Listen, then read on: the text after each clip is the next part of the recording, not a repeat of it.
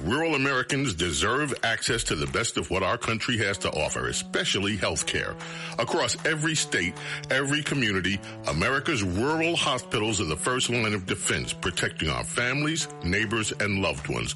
No matter where you live, hospital care doesn't clock out. They're there 24 hours a day, 7 days a week, 365 days a year. Each year, America's over 5,000 hospitals care for millions of patients, providing 24/7 emergency care, delivering babies, cancer treatments, and other life-saving care that patients rely on. Behind every one of those patients are doctors, nurses, and caregivers working tirelessly to keep people healthy and safe. Hospitals are our community's lifelines. They employ our neighbors and keep our families healthy. But now, some in Congress are threatening access to care. Tell Congress, protect patient care to keep America strong. Don't cut rural health care. Taxi!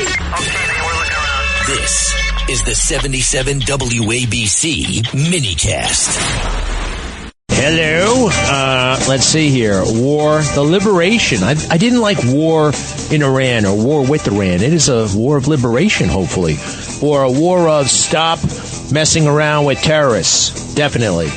No more terrorism, no more nukes, no more ballistic missiles. Start behaving like a civilized country. Is that too much to ask? President Trump is right now in the Oval Office with the Chancellor of Germany. All I know is it's not Angela Merkel and it's not Helmut Kohl. And it's not Helmut Schmidt either. It's the new guy, Schwartz or something like that. Let me hear what he's talking about because he's getting a lot of Iran questions. And in New York, too, they had a big rally. My pictures all over the place. The fact is that people are happy what we did. And you could never, and I've always said it, you could never have had true peace in the Middle East if Iran was allowed to go, even beyond the nuclear. If Iran was allowed to have look at all the missiles they built. A lot have been now taken out by us, and a lot have been expended. But they had thousands of missiles in a fairly short period of time. And I'll go two things. The attack that we did, known as Midnight Hammer, had we not done that, Iran would have had a very powerful nuclear weapon within 1 month. We did it. It was great timing, but, and you've been able to see that too. The other thing was Barack Hussein Obama made maybe the worst deal I've ever seen because he gave all power in the Middle East to Iran. He went the exact opposite way, and I terminated that. If I didn't terminate that deal, they would be sitting with a massive nuclear weapon 3 years ago, which would have been used already on Israel at least, and other countries also. And we wouldn't be talking about it right now. But if I didn't terminate the deal that Obama made, giving them everything, including plane loads of cash. Do you remember the airplane flew over there? It was a Boeing 757. There was two of them loaded. They took out all the seats. It was loaded with green cash. So much cash that it was in Virginia, Maryland, and Washington, D.C. They got all the cash from all the banks. They put it, and they flew it to Iran. I never knew a president had that power. I'm going to maybe try it sometime if it's okay. I think I'm going to do it. I'll fly it somewhere. Nobody's ever seen anything like it. Two planes loaded from floor to ceiling. Big planes, Boeing 757s, taken over there and given cash. In addition to that, he was giving them billions of dollars. But worse, he was giving them the right to have the path to a nuclear weapon. And that deal expired. A lot of people said, you terminated it. Well, it was going to be terminated anyway because it expired. It gave them the right to have top-of-the-line nuclear weapon. If they had, because they're crazy, just like the people on my right during the State of the Union. I looked at them, I said, you're crazy? These people are crazy. And if they had a nuclear weapon, they would have used it. All right, how about one or two more? Mr. President. Go ahead, please. Chancellor Merz, you just heard that the president is thinking about punishing Spain. Punishing Spain? What can you see on this, and what can you do Well, the answer on that is quite simple. We are trying to. All right, we'll come back to whatever the Germany guy has to say. What is his name? Gerhard something? German Chancellor Is that him? Steinheimer? And when did this happen? No, it's not him. That's the president. Who the hell is the Chancellor of Germany? What the hell? He's got glasses. He's thin. I think it's Schwartz or Schrager or something like that. Look, it's really amazing how right President Trump has been about this for 46 years. His first appearance on national television was in 1980. It's just amazing. There's the prophetic nature of President Trump. What he said during that interview. He was only 34 years old, not old enough to be president. They're already asking him, do you want to be president someday? The first time Kamala Harris was on TV, they thought she was a hooker. No kidding. They thought she was a mistress of Willie Brown, which she was. This is 1980. President Trump. Cut 3, if you don't mind. Please cut 3. The Iranian situation is a case in point. That they hold our hostages is just absolutely and totally ridiculous. That this country sits back and allows a country such as Iran to hold our hostages, to my way of thinking, is a horror. And I don't think they'd do it with other countries. I honestly don't think they'd do it with other countries. Obviously, you're advocating that we should have gone in there with troops, etc., and brought our boys out. I absolutely feel that, yes. I don't think there's any question, and there's no question in my mind. By the way, how about that, huh? The conviction. I think that was after we already blew it in that rescue mission. Merz is his name, like Ethel and Fred Merz. Is that his name? The Chancellor of Germany? Merz. Huh. Merz. To me, this feels like, the bookend. Something that started in 1979 is being wrapped up. It's being kind of brought in for a landing. And this is what it sounds like when we're going. Wait, who? Is that what you just came in to do? Thank you. We'll call him Merz. All right, Fred and Ethel Merz. Merz. Did you say walls or waltz? Waltz. Walls. Merch. He won't be there that long. These guys come and go. Do me a favor. Play, if you would, cut 1, the hostage crisis in 1980, and that horrible rescue mission that went all wrong. Cut 1. Day 173 was Operation Eagle Claw, an Entebbe-style rescue mission using Hercules aircraft and 8 Sea Stallion helicopters. A minimum of 6 choppers had to make it to Desert 1. Because of sandstorms, only 5 arrived. Colonel Charlie Beckwith was their leader. Without 6 flyable helicopters, you couldn't make it. Wasn't any way to do it. Colonel Beckwith had no choice but to abort the mission, and President Carter agreed. As the commandos prepared to sneak out, one of the helicopters hit a Hercules transport. The explosion sent a ball of fire 400 feet into the sky. The toll was 8 servicemen dead and 5 wounded. The corpses were abandoned along with several sets of mission plans. The failure of the mission was the low point of the whole hostage crisis. Well, that was, I remember it well. And you know who was calling the shots in Iran back then? Ayatollah Khomeini. And then he left. And who came after him? Ayatollah Khamenei, who was killed just the other day by us, by Israel, our friends. It's amazing, the continuity in that country. And they never had to really pay a price, a significant price. I'm not talking about sanctions that you can cheat on, right? Let's go back to the Oval Office, if you don't mind. President Trump, I hope he's not talking about Germany still. To find ways how to this guy's about to stop. About the day after.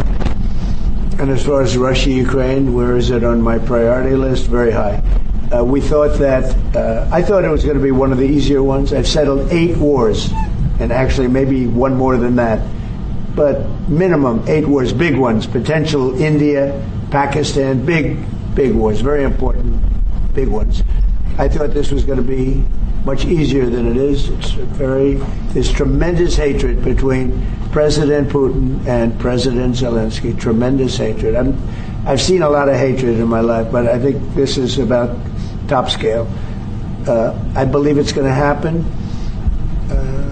Sometimes I blame one, sometimes I blame the other. I think it's going to happen, but it's high on my list.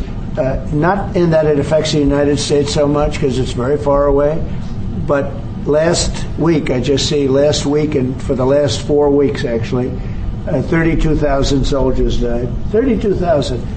And it's been averaging 25 to 30,000 soldiers a month have been dying in that stupid war. And I'd love to see it ended. It's the worst that there has been since World War II. If you can't get a deal, what will that mean for you? All you can do is do your best. It takes two to tango, and they have to get along. They have to be able to talk to each other. They hate each other a lot. That has an impact. It really has an impact. It's bad for both. The saddest is that if the election weren't rigged, my election, that war would have never taken place. And you know what else wouldn't have taken place? Allowing 25 million people to pour through an open border. That wouldn't have taken place. A lot of things would have been different. But we're doing very well. And I think a big factor in this world and future factor is what we're doing right now with Iran. If we don't stop them, or if we didn't stop them, or if we didn't start, they've been decimated. But if we didn't do what we're doing right now, you would have had a nuclear war, and they would have taken out many countries. Because you know what? They're sick people. They're mentally ill, sick people. They're angry. They're crazy. They're sick. Thank you very much. Thank you very much, everybody. Thank you. Wow. Angry. Totally. All right. Well, that's that. Man's been spot on. How is this thing going? I just heard we're not running out of bombs, although there is some concern that we're going to run out of bombs. I don't think he can say that. We can get the job done. There's enough, and there's plenty of dumb bombs that don't have the same kind of sophistication that they say the Tomahawk missiles have and that kind of thing. You heard what Marco Rubio said about this Iran stuff. We're just getting started, man. This thing could get, hard to believe. We already killed the president, the theocratic leader of that country. Remember how long it took us to get Saddam Hussein? 9 months. 9 months after we invaded in March. They didn't find him until December. What did he do for those 9 months? He directed the insurgency, and a lot of people got killed. Here's Marco, Secretary of State Marco, cut 7, if you don't mind, cut 7. The United States would not deliberately target a school. Our objectives are missiles, both the ability to manufacture them and the ability to launch them, and the one-way attack drones. That would be our focus, and that's what we would be focused on. We would have no interest and, frankly, no incentive to target civilian infrastructure. The Iranians are, on the other hand, targeting civilian infrastructure. You guys have seen it. I'm sure you've seen it. They're hitting hotels. They're hitting embassies. They're hitting airports. They're hitting oil infrastructure. They're doing all that stuff. And again, he says, this thing, we're just kind of warming up. We can go even more intense than what we've done so far here. It's very impressive.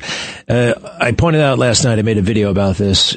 You'll hear all kinds of reports about collateral damage and women and children being killed. Now, I can't discount that entirely. That does happen in war, always. But the way it happened here, it was almost scripted. It was almost, right? It was almost automatic. There was something about the coverage that made me very suspicious. In almost every war the United States is involved in, they always accuse us right off the bat of committing a war crime. And this is one of those occasions. Cut 8, if you don't mind. This is ABC News doing, I believe, the work of state-run media for Iran. Cut 8. Screams of terror as cars and buildings engulfed in flames. One strike hitting an elementary school and killing over 100 people, according to Iranian state media. The US now investigating and working to verify that report, saying it would never deliberately attack civilians. You hear? Right? It's all about, no. I don't think that happened. And they don't mention that this is right next to a, what do you call it? One of those Republican Guard, Islamic Revolutionary Guard Council setups. Right next to a military facility. And they always do this. I found a movie, Flight of the Intruder. The guys get back from hitting Hanoi. They take out all the surface-to-air missiles. Usually they're sent to bomb some stupid target that makes no difference, literally like an empty, abandoned factory. But they decided to go downtown to Hanoi, take out the surface-to-air missiles. The Vietnamese find out about this. The North Vietnamese, the first thing they do is say they bombed a baby hospital. Just like Saddam Hussein. They bombed the baby milk factory. Literally, he said that. Flight of the Intruder, great movie with Danny Glover, William Dafoe, and a guy named Brad Johnson. Here they are getting back from the mission in their A6 Intruder, and they got to go see the boss. Cut 9, if you don't mind. Cut 9. Our lives are much brighter. They're happy. You can forget all in the plane. Troubles, forget all your cares and go down.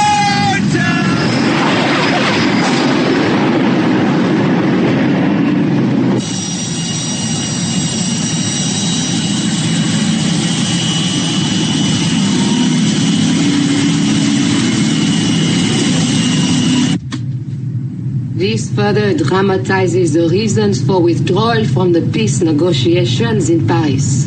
The only damage was a direct hit to a children's hospital, leaving hundreds of innocent infants dead.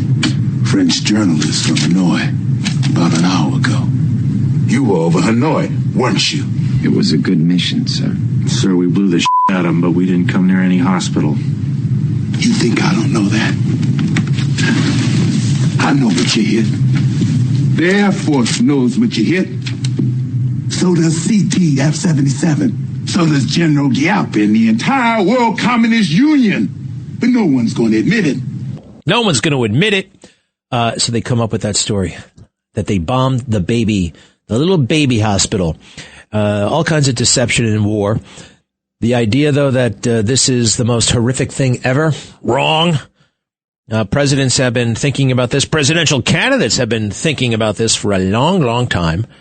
And again, I can't play this enough. Hillary Clinton, 2008, because Obama back then was a bit of a dove, right? He was the anti-war guy. He was the one Democrat who said maybe invading Iraq is not a good idea. He said it in 2002. I got to give him credit. He said out loud in 2002 that he opposed the invasion of Iraq. Hillary and all the other Democrats actually voted for it, because some of them voted against the Gulf War, and that kind of blew up in their face. The Gulf War was done in 100 hours. Al Gore became vice president because he voted for the Gulf War. So, Hillary on warfare, 2008, cut 11. If Iran were to launch a nuclear attack on Israel, what would our response be? And I want the Iranians to know that if I'm the president, we will attack Iran. Whatever stage of development they might be in their nuclear weapons program, in the next 10 years, during which they might foolishly consider launching an attack on Israel, we would be able to totally obliterate them. Wow. What would her liberal base say about that? What would AOC? Got to get her comment. Okay, there's the music. Have you seen the deposition from Hillary and Bill? Hillary lost her cool. Bill Clinton, yikes. He's very, very delicate these days. He's not guilty. Whatever you think of Bill Clinton, he did not hook up with girls. All right? I can basically prove it. I'll be right back. At Manhattan University, a graduate degree is not out of reach. You'll gain real-world skills, credentials employers value, and connections to New York City's top companies. Choose from their new Master of Science degrees in healthcare informatics, digital marketing and analytics, business analytics, or financial analytics, all built around hands-on learning and industry partnerships. Graduate ready to lead, not just work. Take the next step at manhattan.edu/graduate. Manhattan University. Lead the future.